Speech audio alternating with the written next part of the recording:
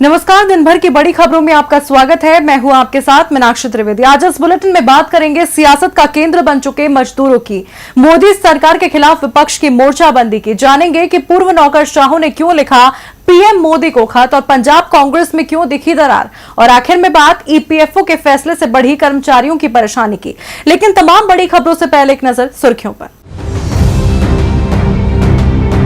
मध्य प्रदेश में सियासी पालाबदल जारी। पूर्व सांसद प्रेमचंद गुड्डू ने दिए बीजेपी छोड़ने के संकेत।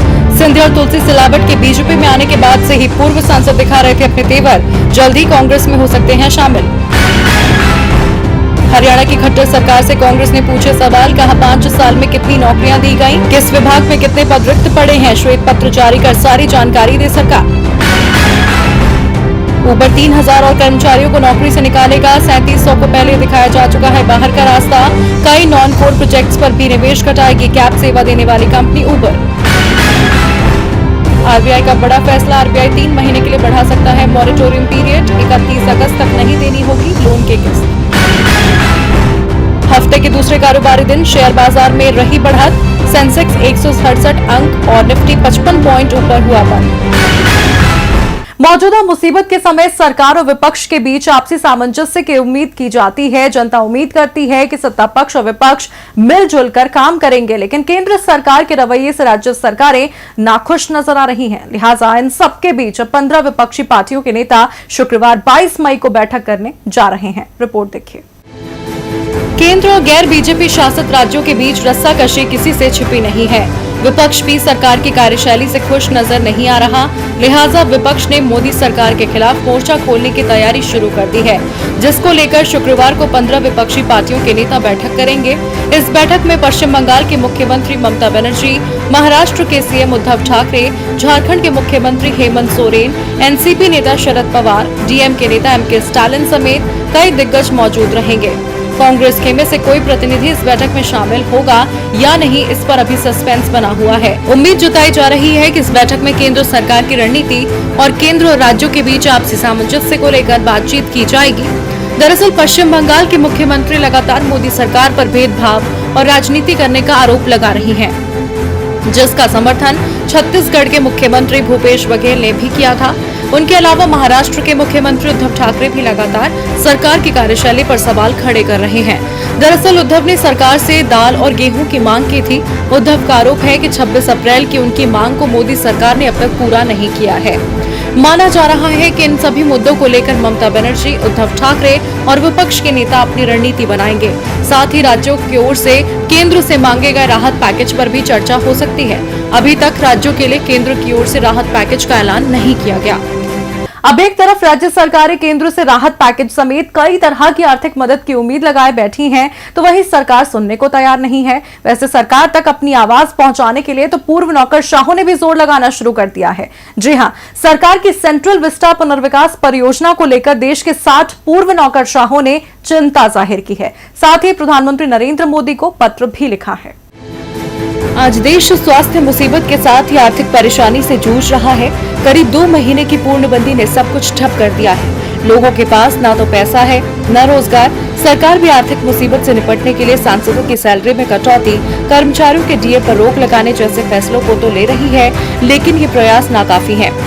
इसी बीच अब देश के 60 पूर्व नौकरशाहों ने प्रधानमंत्री नरेंद्र मोदी को पत्र लिखकर केंद्र की सेंट्रल विस्टा पुनर्विकास परियोजना पर चिंता जाहिर की है और कहा है कि ऐसे वक्त में जब जन स्वास्थ्य प्रणाली को मजबूत करने के लिए भारी भरकम धनराशि की जरूरत है, तब ये कदम गैर जिम्मेदारी भरा है। सेंट्रल विस्टा पुनर्विकास परियोजना पर 20,000 करोड़ रुपए की लागत आने का अनुमान है।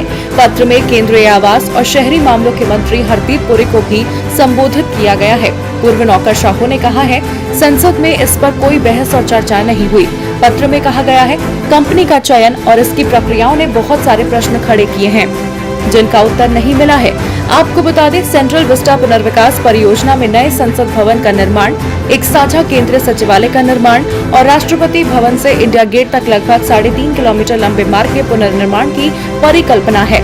पूर्व सिविल सेवकों ने कहा कि पुनर्विकास की योजना पर्यावरण को गंभीर नुकसान पहुंचाएगी।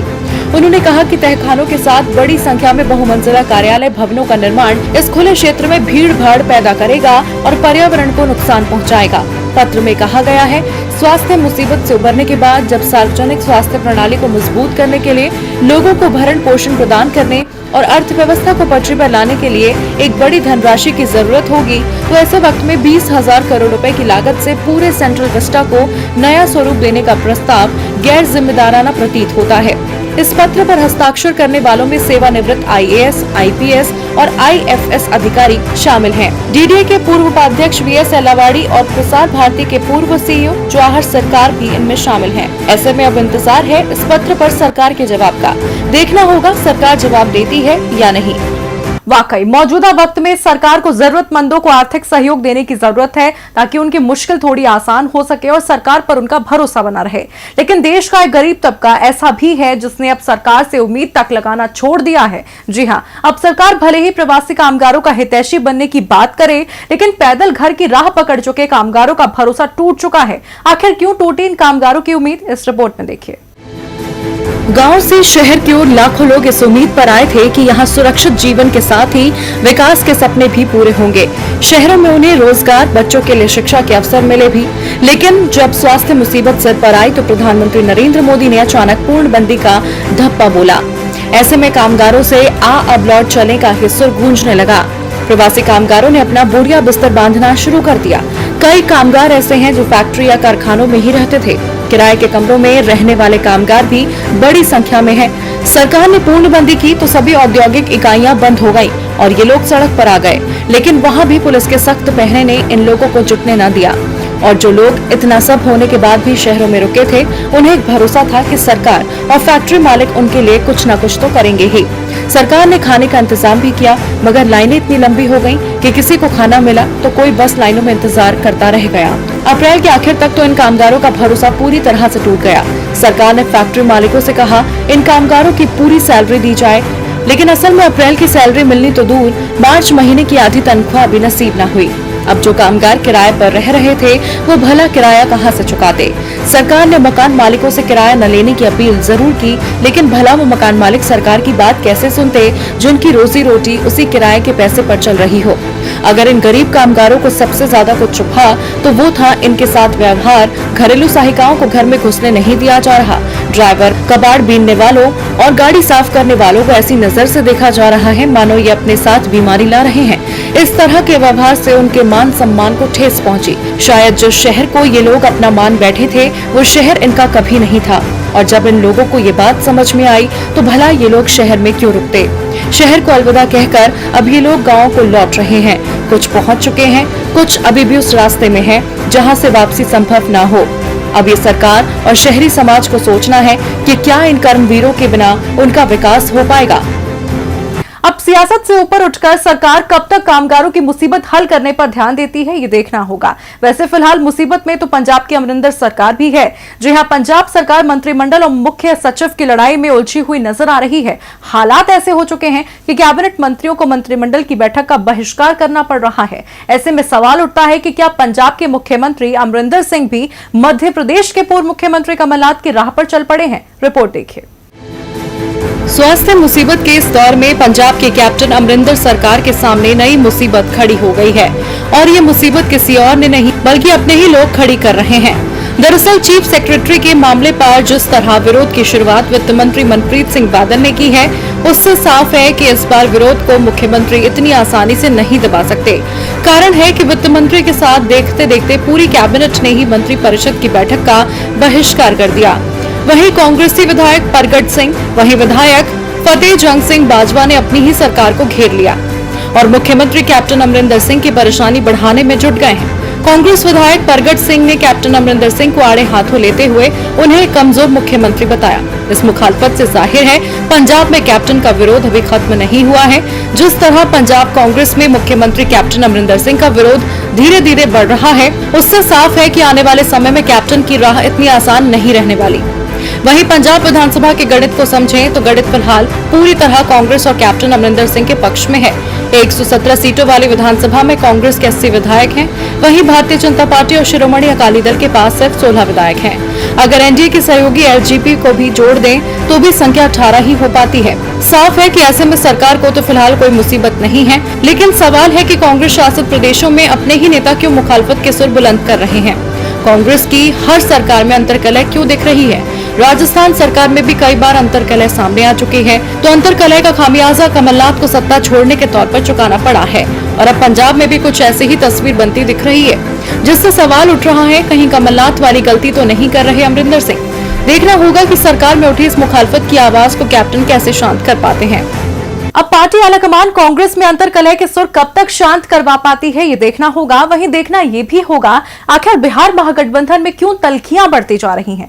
दरअसल चुनावी साल में भले ही विपक्ष नीतीश सरकार की घेराबंदी में जुटा है, लेकिन अब चुनाव से पहले एनडीए के खिलाफ मैदान में उतरने वाले महागठबंधन में भी दरार पड़ती नजर आने लगी है। तो क्या है पूरा मामला, क्यों दूर हो रहे हैं महागठबंधन के दल, देखिए इस रिपोर्ट में।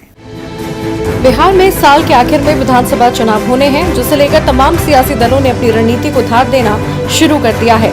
बीजेपी और जेडीयू जहां फिर से सत्ता में आने का ख्वाब देख रहे हैं, तो वहीं एनडीए को चुनौती देने वाले महागठबंधन में फिलहाल कुछ भी ठीक नहीं चल रहा है। बिहार में एनडीए को सत्ता से बेदखल करने के लिए आरजेडी, कांग्रेस, आरएलएसपी, हम और वीआईपी जैसे दलों ने इकट्ठा होकर महागठबंधन का निर्माण किया था, लेकिन अब इसमें खटास पड़ती दिख रही है। दरअसल चुनाव के मद्देनजर महागठबंधन के नेताओं ने एक बैठक की, जिसमें हम पार्टी के प्रमुख जीतन राम मांझी, आरएलएसपी अध्यक्ष उपेंद्र कुशवाहा और वीआईपी पार्टी के अध्यक्ष मुकेश साहनी शामिल हुए। लेकिन बंद कमरे में चली बैठक की जानकारी नेताओं ने ना तो आरजेडी को दी, न ही कांग्रेस के किसी नेता को। इस बैठक में आरजेडी और कांग्रेस के नेताओं को बुलाया तक नहीं गया, जिसे लेकर अब महागठबंधन के बिखरने की अटकलें लगाई जा रही हैं। आपको बता दें, महागठबंधन में शामिल इन तीनों नेताओं की बैठक मुकेश साहनी के कार्यालय में हुई है। तीनों नेता दावा कर रहे हैं कि बैठक में प्रवासी श्रमिकों की वापसी को लेकर चर्चा हुई है। इसमें सीट बंटवारे जैसे मुद्दे पर चर्चा नहीं हुई। वहीं सूत्रों की माने तो बैठक में चुनाव को लेकर चर्चा की गई। गठबंधन में सीटों का बंटवारा समय पर होने के लिए आरजेडी और कांग्रेस पर दबाव की रणनीति भी बनाई गई। जब इस बैठक की भनक कांग्रेस को लगी, तो वहां से तंज भरी प्रतिक्रिया सामने आई। कांग्रेस नेता प्रेमचंद्र मिश्रा ने कहा कि शायद सभी नेता सोशल डिस्टेंसिंग का पालन कर रहे हैं, इसीलिए बैठक में उन लोगों को नहीं बुलाया गया। बैठक का कमरा छोटा होगा, इसलिए सोशल डिस्टेंसिंग का नियम टूट सकता था। मिश्रा ने कहा कि आपस में बैठकर क्या चर्चा हुई, ये वही लोग बता सकते हैं। वहीं उपेंद्र कुशवाहा ने कहा, इस बैठक को चुनाव के नजरिए से देखना ठीक नहीं होगा। उन्होंने सफाई देते हुए कहा, स्वास्थ्य मुसीबत के इस काल में किस प्रकार लोगों की मदद करनी है और कैसे सरकार की ओर की जा रही लापरवाही को जनता तक ले जाना है, इस पर चर्चा की गई है। उन्होंने फिर दावा किया कि ये महागठबंधन की बैठक नहीं थी और महागठबंधन पहले से भी ज्यादा मजबूत हुआ है। अब भले ही इस बैठक को लेकर सफाई दी जा रही है, लेकिन बैठक ने सियासी माहौल को जरूर गरमा दिया है। ऐसे में देखना होगा कि महागठबंधन आने वाले समय में टूटेगा या और ज्यादा मजबूत होगा। और बुलेटिन के आखिर में बात ईपीएफओ के फैसले से बढ़ी कर्मचारियों की मुसीबत की। देश में लागू पूर्णबंदी ने पहले ही लोगों की मुसीबत बढ़ा रखी थी। कहीं छटनी हो रही है तो कहीं सैलरी टाइम पर नहीं आ रही थी। तो इसी बीच अब प्रोविडेंट फंड को लेकर कर्मचारी भविष्य निधि संगठन ने भी ऐसा फैसला लिया है, जिससे भले ही कई कंपनियों को राहत मिले, लेकिन पहले से मुसीबत झेल रहे कामगार इस फैसले से बेहद प्रभावित होंगे। मौजूदा स्वास्थ्य मुसीबत और पूर्णबंदी से उद्योगों पर हुए बुरे असर को देखते हुए कर्मचारी भविष्य निधि संगठन ने नियोक्ताओं को कर्मचारी भविष्य निधि अंशदान देरी से जमा करने की छूट दे दी है। इससे कंपनियों को तो राहत मिल गई हो, लेकिन इस फैसले का कर्मचारियों की बचत पर दोहरा असर हो सकता है। दरअसल ईपीएफओ ने हाल में जारी नोटिफिकेशन में कहा है, पूर्णबंदी की पूरी अवधि के दौरान नियोक्ता अगर कर्मचारी के ईपीएफ अंशदान में देरी करता है तो उस पर कोई जुर्माना नहीं लगाया जाएगा, जबकि नियमों के मुताबिक कंपनी को किसी भी कर्मचारी के वेतन पर तय ईपीएफ अगले महीने की 15 तारीख तक जमा करना होता है, जिसमें 10 दिन की अतिरिक्त मोहलत होती है, यानी 25 तारीख तक हर हाल में ये भुगतान कर दिया जाना चाहिए। इसके बाद जुर्माना देना पड़ता है। जुर्माने से बचने के लिए कंपनियां तय समय पर अपना अंशदान ईपीएफओ में जमा करा देती थीं। अब बदले हुए नियमों का फायदा देश में ईपीएफ से जुड़ी 6.5 लाख कंपनियों को होगा। ईपीएफओ ने स्वास्थ्य हालात के दौरान कर्मचारी के बेसिक वेतन और डीए की 3 गुना राशि या कुल जमा का 75% भुगतान का प्रावधान रखा है। वहीं ईपीएफ अंशदान में देरी से आपकी ब्याज आय पर असर होगा। कर्मचारी के पीएफ पर ब्याज की गिनती हर महीने की शुरुआत में होती है और इसका भुगतान वित्त वर्ष बीतने के बाद हर साल अप्रैल में होता है। ऐसे में अगर हर महीने अंशदान नहीं होता तो उस महीने की राशि पर ब्याज नहीं मिलेगा। साफ तौर पर कर्मचारी भविष्य निधि संगठन का ये फैसला कर्मचारियों के लिए परेशानी लेकर आया है। फिलहाल दिन भर की बड़ी खबरों में मेरे साथ इतना ही।